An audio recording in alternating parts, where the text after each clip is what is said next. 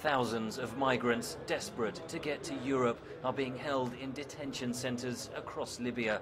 Conditions are better at camps like this one, run by the UN's International Organization for Migration. But away from the cameras and the glare of the global media, aid group Doctors Without Borders says armed militias in Libya are detaining migrants in horrific conditions, where they are subject to torture, rape, starvation and killing. And basically how I will describe those detention centers are, for me, manufacture of suffering at industrial level. Migrants picked up at sea by Libya's EU-sponsored Coast Guard are sent back into the country's murky detention system. MSF describes it as a thriving enterprise of kidnapping, torture and extortion, and accuses Europe of complicity. Are they okay with containing and sending people back to where they would be raped, tortured and enslaved? Are they okay aiding and abetting criminals and smugglers?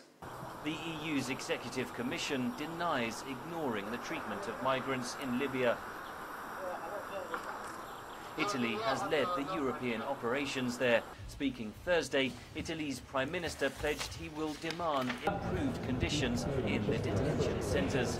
Nessuno metta in contraddizione questo impegno con l'impegno che contemporaneamente portiamo avanti per contrastare i trafficanti di esseri umani e ridurre i flussi in arrivo nel nostro Paese.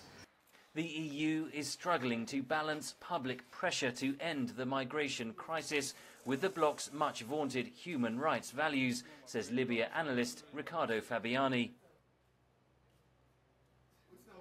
This is the problem and the paradox here, that Europe needs, at least from the point of view of the authorities, to do something about migration, to reduce migration, and the only way to do it, again, from the point of view of the authorities, is to reach a deal with the various parties and actors involved in human trafficking. But the price to pay for this is human rights violations, effectively accepting that a degree of violence and human rights violation will take place.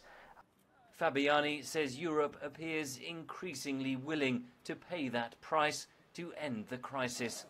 THenry Ridgwell for VOA News, London.